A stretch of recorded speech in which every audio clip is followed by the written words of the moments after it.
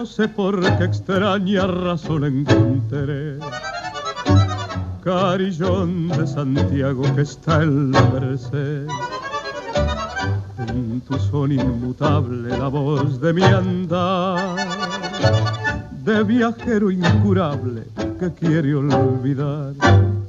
Milagro peregrino que un llanto combinó,